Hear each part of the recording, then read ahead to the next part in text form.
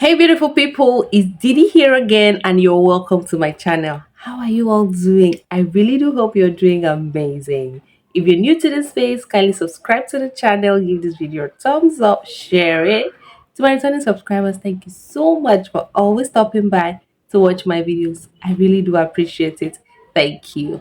So today we are heading to the Philippines. Yes. So we are checking out why Philippines have so much foreign reserves. I mean, I kind of like to watch videos like this because it helps me to know more about a particular country. So I came across just one from the Philippines and I said, why not? Let's check it out together. One of the biggest economic engines of the Philippine economy is largely due to its large foreign reserves. The Philippines, according to the latest World Bank data published for the year 2021, has shown that the country has about 108 billion US dollars in Wow. total reserves. At this size, it makes the Philippines one of the largest in the entire Asian continent. Ooh. However, at the same time, this figure is often the center of several debates. On the one hand, people claim that it is very low, and they would go on to compare this figure to countries like Japan or China. But if we even take a look closer at its neighboring bloc known as Southeast Asia, countries like Malaysia, Thailand, and Indonesia have higher reserves than the Philippines. Thailand, for instance, even has over $246 billion in foreign reserves, which is more than double that of the Philippines. However, despite being a lagging country, as some have stated, there are still arguments that go into play while the Philippines has an adequate amount of foreign reserves, which are vastly underappreciated. And here's why. The basis on how we should form this debate should not just be about the number of foreign reserves a country has. Having a large number of foreign reserves is indeed important, but it does not cover the adequacy in the face of external shocks. This is one of the most important factors in determining how big a country's foreign reserves are, one that is often misunderstood and missed out on when citizens talk about it. This is also a big part of why the Philippines is not at risk for territories when it comes to foreign debt. People say that the country owes too much money to foreign lenders such as China or even at times Japan, yet they forget that the country also has a big amount of foreign reserves, adequately enough compared to its foreign debts. But to truly understand how important the Philippines' foreign reserves are,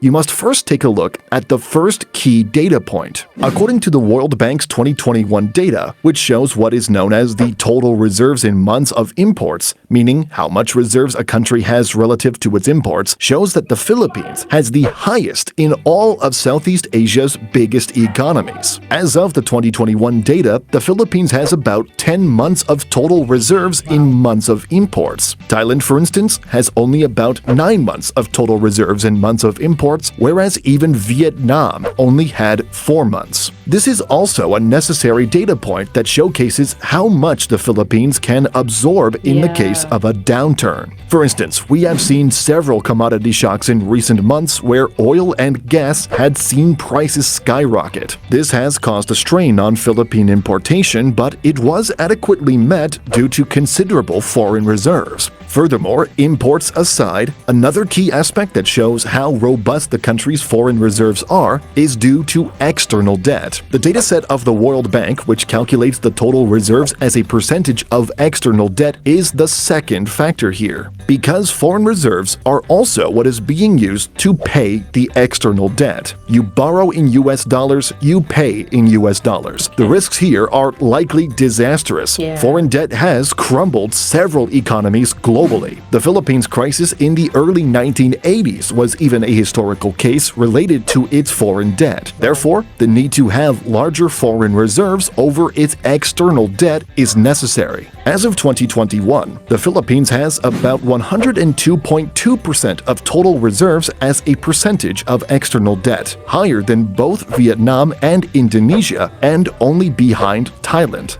This is an important factor in understanding that the Philippines is actually in a better position when it comes to adequacy in foreign reserves. It is also worth noting that foreign reserves play a crucial factor in a country. The larger it is, especially compared to its foreign debts and imports, may suggest that the country can be more stable. There were more than several cases in history other than the 1980s of the Philippines crisis that caused a downturn of events when it comes to foreign reserves. One very big example is the 1997 Asian financial crisis, where economies from both regional blocs of Southeast and East Asia saw tremendous capital outflows. This wrecked governments to private corporations declaring bankruptcies and financial institutions because their foreign reserves had gone empty. This led the likes of the International Monetary Fund and the World Bank to issue tens of billions of dollars of emergency loans just to make sure they survive. Moreover, one can also see that having such high foreign reserves is also important for both investor confidence and credit worthiness. The latest S&P credit rating, for instance, sees that the Philippines has a rating of BBB+, which makes the country's rating higher than Indonesia and Vietnam, and on the same course as Thailand. It is even higher than other newly industrialized countries such as Mexico, South Africa, and Brazil.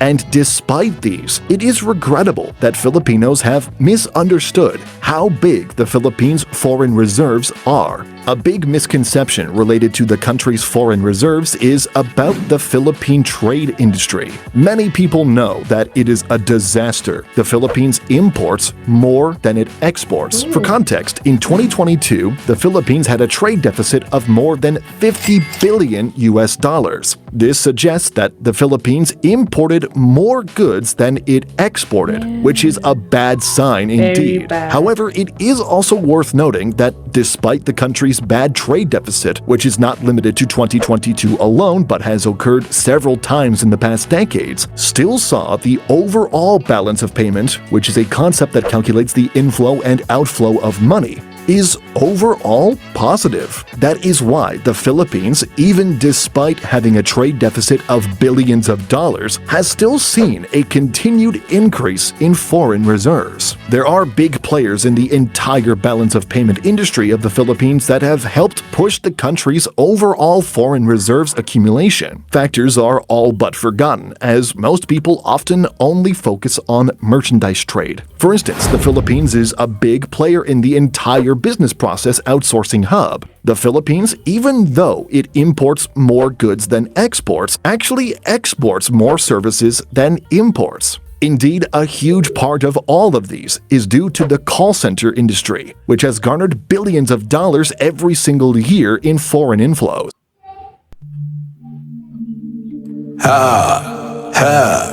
Webaji kumadwafi funenaya. Manyajine patamayo afinato.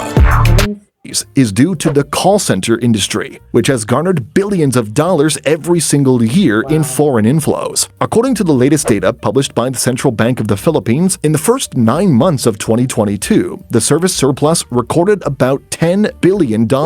Not enough to, of course, cover the big deficit in merchandise trade, but it is a big factor on top of another big factor. The other factor in helping the balance of payment is through the recipients of overseas Filipino remittances, which as of 2021 are estimated to be $36.1 billion.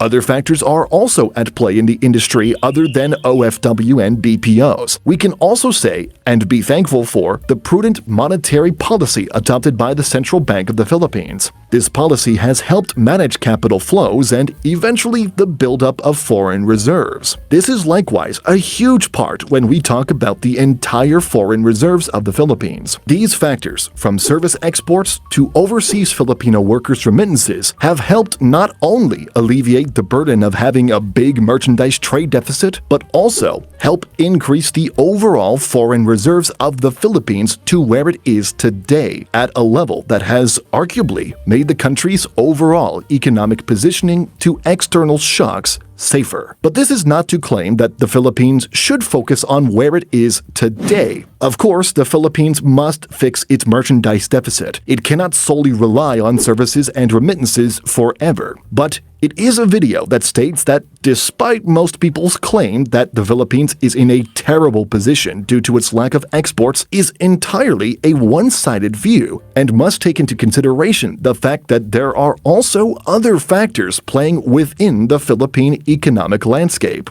And finally, while these data points from the World Bank show that the Philippines is indeed ahead against most of its Southeast Asian peers when it comes to external shocks, it is also not limited to its neighboring bloc alone. Comparatively, the Philippines, as of 2021, has a higher level than other newly industrialized countries such as Mexico, Turkey, South Africa, and even a developed country such as South Korea. Likewise, this video is also not to claim that the Philippines has a higher foreign reserve, but to stress the importance of being safer from external shocks. But anyway, do let us know what you think. Why do you think the Philippines has a higher foreign reserve? Or let us know why you think we are wrong and why the Philippines are actually in a bad position. Thanks for watching. Wow, the Philippines have so much potentials. I mean, this is huge. If you don't watch things like this, how will you know what the country has? This is beautiful. I love things like this because it just educates you more on things about other countries, even your country. You should try listening to things like this. Videos like this are really nice to watch. I mean, it helps you learn something new every time you watch it. I'm sure you've learned something new. Let me know your thoughts in the comment section. Do you want to see more videos like this? Give this video a thumbs up, subscribe to the channel, and I'll see you on my next video. Bye.